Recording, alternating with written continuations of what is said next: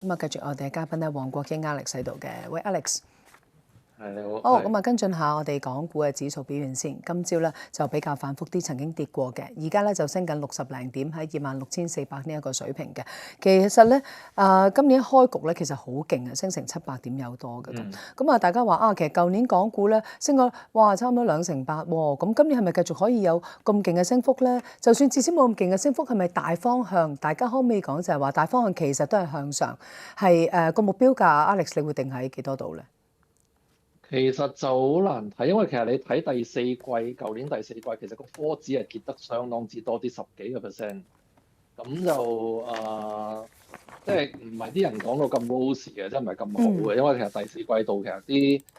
科技股其實跌好多。咁我覺得恒指嗰個天花板就在乎究竟係咪即係啲平台股會好翻啲嘅。咁但係你有即係兩個問題，第一就係即係始終內卷個風險，大家都仲係驚緊係咪可以去除啦。第二就係今年我諗都會有幾多啲比較上受歡迎嘅新啲嘅科技股去即係上市嘅。咁呢個有啲資金攤薄效應嘅，我覺得會係。咁就所以即係係咪真係咁好咧？我覺得就有啲即係疑問嘅。咁但係就正常睇個下跌空間就唔多嘅，因為嗰啲防守性股份其實你幫我哋晾住，即係頭先我講第四季度其實科指係跌到瞓喺度嘅，但係嗰個恆指其實就冇乜事嘅。咁就即係呢樣嘢就反映咗我哋個地板其實就由嗰啲傳統股份托得起嘅。咁同埋我覺得今年可能個人仔係會繼續會強嘅。咁呢樣嘢對我哋部分股份嚟講亦都有利嘅。咁所以我覺得就你當即係正常睇就係向上嘅機會大啲，咁就要睇有冇嗰啲即係巴巴騰訊嗰啲可能生翻性咁樣咯。咁但係我就覺得直播率就唔係真係太高，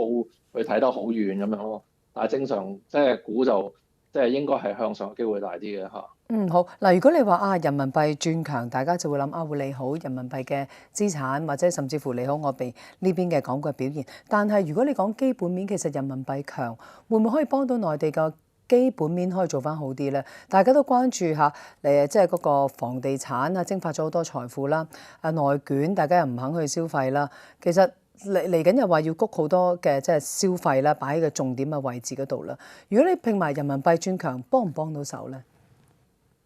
我諗幫到啲，但係又即係唔係話真係好特別。其實我覺得最主要其實真係因為嗰個你睇嗰個大陸嗰個貿易盈餘其實係好勁嘅。咁呢樣嘢其實個人民幣就有一個即係上升嘅壓力嘅，其實係咁。同埋個最主要係我覺得嗰個政府嗰個即係口風有啲變，咁所以個人仔就似乎係即係想向即係容許佢向上多啲嘅，因為其實佢本來就已經有升值壓力㗎啦。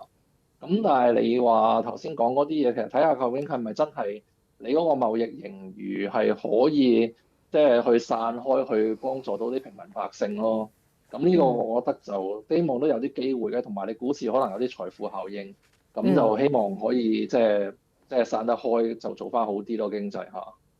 咁如果我哋個大方向咧都係即係向上啦，其中一樣就係人民幣嗰個轉強啦。另外會唔會係其實北水啦？其實舊年就流入得係嚟好犀利啦。另外就係全球個息口，大家都見到有即係聯儲局引領嘅一個息口向下呢個趨勢，會唔會係幾個因素夾埋，其實都係支持到我哋嗰個恆指個估值可以再向上調咧？應該就係咁。北水其實人仔升咧，就對北水嚟講就有少少係唔係咁好嘅對我哋，因為其實佢哋買港股將會蝕水嘅咁樣，咁就反而我覺得 A 股今年應該好過港股嘅，即係從呢個角度去睇。咁但係就北水，我覺得因為佢哋都會揾翻啲即係高息嘢去收息，咁我覺得就即係始終個 flow 都係應該正面嘅機會大啲嘅。咁但係即係我諗你當即係北水都係 neutral 偏好啲啦咁樣。咁其實呢樣嘢就對外資嚟講，其實佢哋可能都係揀 A 股多啲。咁所以其實我覺得你對港股嚟講就可能唔及 A 股咁好咯。今年係咁樣咯嚇。好，咁我哋呢邊如果講到個息口啦嚇，舊年大家都揾好多啲收息股去做投資啦。今年大家亦都係睇緊聯儲局係仲會有機會減息㗎嘛？咁會唔會今年其實減息呢因素咧，會點樣影響住大家嘅揀股咧？係咪繼續係高息股，定話唔係嘅？其實我哋息口敏感嘅，可能係銀行啊，甚至乎地產股，其實舊年都好似有翻啲動力嘅。會唔會係其實呢個息口都會主宰住我哋嘅後向？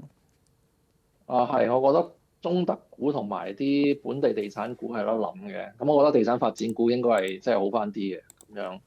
咁其實我覺得今年有一個可能係即係正面啲嘅，即係黑天鵝或者灰犀牛咧，就係美國可能減息空間會再度增加咯。而家預嗰個諗法唔係太多，但係我覺得即係美國其實即係可能佢有一招就係佢 roll back 一啲重要嘅物資嘅關稅，咁就變咗你可能會控制翻個通脹。咁呢一樣嘢發生嘅時候，個息口預期就可能會再高咗。咁呢個係即係有機會發生嘅嘢咯，我覺得係，因為佢即係 in a sense 其實你嗰個關稅係一個消費稅。咁如果佢真係為咗中期選舉而覺得要控制個通脹嘅話，其實佢可能會將一啲關鍵嘅嘢嗰個關稅係降低落嚟，咁就變咗呢樣嘢可能佢忽然之間真係出現嘅話，就可能會對即係一堆嘢係會有幾大幫助下咯。咁呢樣嘢我覺得包括香港一堆公司，咁所以呢樣嘢其實我覺得係個息口預期其實係有機會係比預期中更加正面咯嚇。可唔可以咁講咧？環球主要市場今年都會繼續做好咧。啱啱講嗰啲因素其實都係影響住全球噶嘛。係正常係咁睇，但係另一方面，我覺得個最主要個 downside 就係而家啲人係喺啲關鍵嘅物料係缺嘅，即係無論係資源又好，一啲關鍵嘅組件都好啦，即係其實係因為 AI 需求太勁，咁然之後就同即係人係搶物資啊。咁呢樣嘢就會令到嗰啲公司夾喺中間嗰啲公司，其實即係譬如你啲大嘅 AI 嗰啲模型嗰啲公司，咁你個成本就上，但係你變現嗰度其實仲有風險，咁就變咗呢樣嘢就會令到嗰啲公司其實就 out of favor 嘅。咁所以我覺得你呢啲公司又大喎，咁咧變咗你可能係對某啲嘢嚟講，其實就反而嗰個風險喺度。咁即係變咗息口係好，但係我覺得就有一個風險，就頭先講嘅 AI 夾嗰啲關鍵物料嗰啲嘢咯。咁有啲機會發生嘅嘢，我覺得就美股可能會跑輸出邊啲股市咯。其實係OK， 美股會跑輸其他嘅。呢個指數計其實係一個指數計，應該話指數計就會跑輸，其實都發生緊嘅。你睇呢一兩日，我哋所謂關鍵元件嗰啲地方，譬如你話台灣啊、韓國啊，其實係抽得好行，但係你睇個 S&P 其實係冇喐噶嘛，咁就變咗你嗰個開始發生緊嘅嘢就係大家覺得你喺上邊嗰啲最 top 嗰啲公司，其實可能會面對個成本抽升，但係嗰個變現個困難依然係有喺度，咁就所以嗰啲公司個價值其實就可能會有啲風險。咁但係你關鍵組件公司其實就可能可以夾嗰啲公司，咁所以就佢哋個投資價值反而高啲，咁所以你見到韓國、日本台灣、日本呢啲人勁咯嚇。Alex 可唔可以咁講咧？即係今年嘅選股，就你會建議係以一個板塊形式去選，而每一個板塊裏邊就喺唔同地區度執啲股份，可唔可以咁講咧？係啊，其實你應該咁講就係用個缺字咯，即係你要睇啲乜嘢係缺咯，而家係。咁而家就係即係電咯，電咪缺咯。缺嘅嘢就俾人夾，即係你即係譬如你講緊資源，咁你銅又缺，銀又缺咁樣，咁跟住你可能核電又缺，咁跟住你啲製冷又缺，咁總之你即係揀記憶體又缺，咁揀啲缺嘅嘢咯。咁而唔係話好似以前咁樣話，即係大嗰啲，因為大家覺得 AI 即係個發展就係好似 Thanos 咁拍隻手指咁就即刻搞掂，咁唔係，因為你好多物理上嘅限制同資源上嘅限制，同埋財務上嘅限制啦，都會令到啲大型嗰啲公司反而可能係即係今年可能會有啲機會係受壓咯嚇。好，揀缺嘅板塊啦，係嘛？啱啱你提過，即係好多唔同類型就缺得資源又好、電又好、記憶體又好啦。但係反為你覺得即係 AI 大模型呢啲可能今年會比較跑輸啦。另外仲有一樣嘢咧，就係都想問下 Alex 啊，其實今年咧內地都好側重講咧，話要高端製造業啊，點樣為之叫高端製造業咧？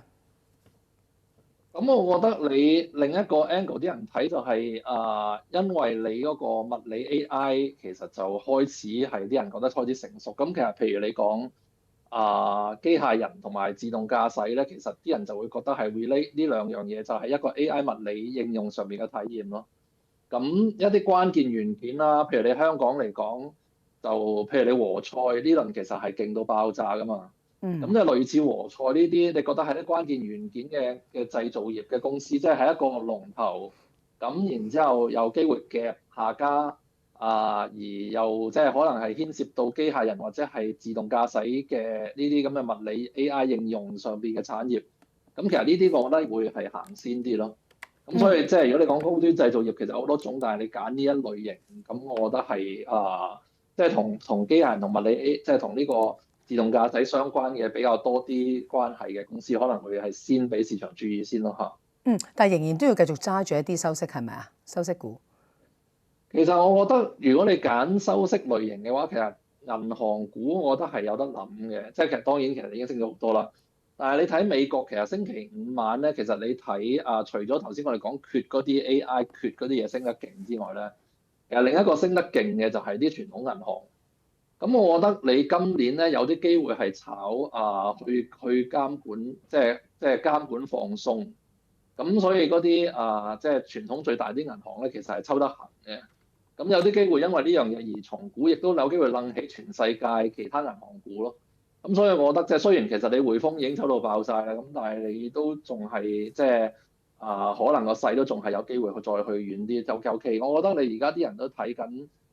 一來就本來佢哋嘅財資管理係即係相當之大嘅進步空間啦。另外就係我覺得啲人都會開始覺得美國有機會係去呢個監管，咁然之後佢哋啲銀行嗰個操作槓桿可能會增加翻咯。咁所以其實就銀行股可能係傳統嘅如果你當美股入邊傳統嘅股份入邊，可能比較值博啲咯嚇。